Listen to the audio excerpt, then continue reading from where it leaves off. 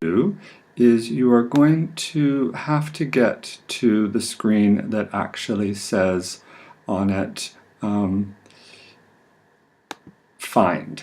Okay, so if you don't have that, you can go down here to the far left and hit Finder, and you will see that up at the top here we have Finder, Edit, and View. Go to Go, and at the bottom of Go you have Connect to Server.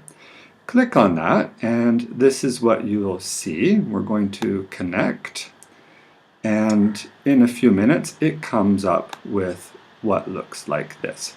And the second one, at least on mine, you'll notice is the DXB scratch drive.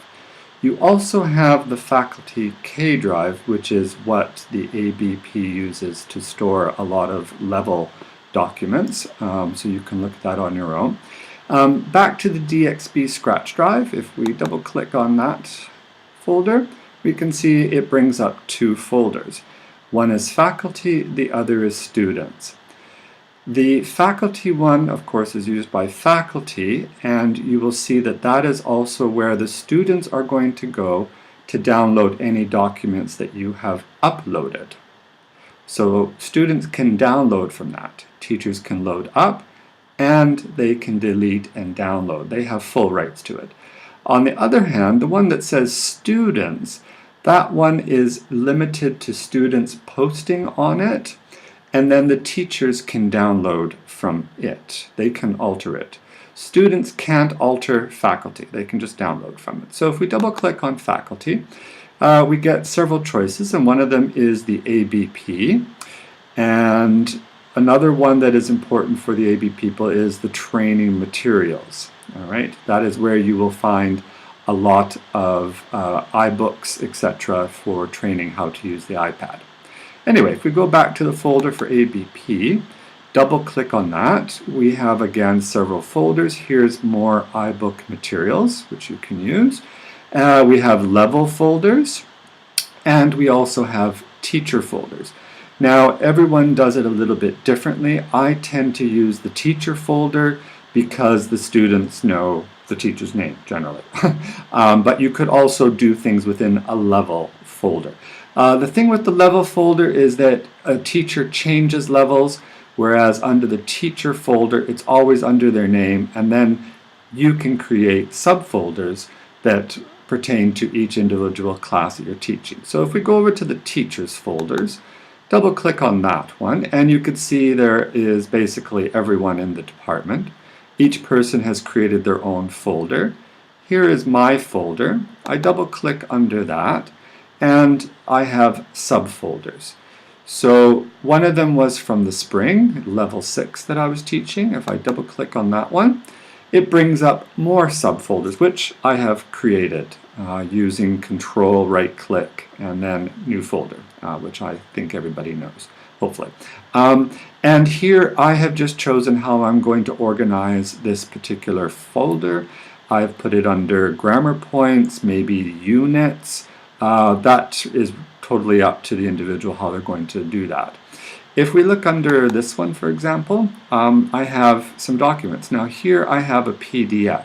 Now how did I get that in there? Well, if I move this down a little bit, I have a PDF on my desktop that I made either from the photocopier or it was in the resources. So let's just say it's made from the photocopier. I've downloaded that onto my desktop, and it's literally just click and drag, and that will go into the scratch drive folder that I've put it into.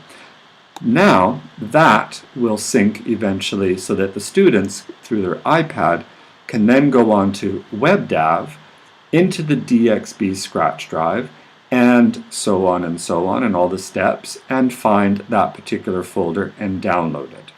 So that is how I can get a document onto this particular thing. One thing you'll find is here we can see we have a MOV file. If I try to drag that in, of course it's much larger, so it takes a bit of time to get it on there. And that generally in the past hasn't worked very well, so I'm not exactly sure now how it's been updated. Things are constantly changing. Anyway, so that shows you how to put your document onto the WebDav system. And we'll just click back. You can see subfolders. Let's just show you just in case. Control, right click, and then I get a drop down menu, and I can choose new folder and go on from there. Let's just go back. All right, so these are all things I have done. If we click back to the one where I went into Teachers folder, you can see level folders here. Double click on that one. And here each level then has their own folder. And for example, if you were in level 6, you would go there. And under this one, you will find a lot of documents. Sometimes you find teachers folders. It does vary. Let's go back to near to the beginning.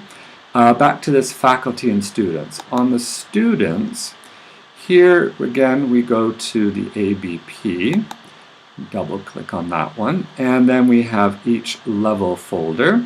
So we go to level 6, for example, and it seems to be empty. Oh no, there it is. I thought they cleaned it up.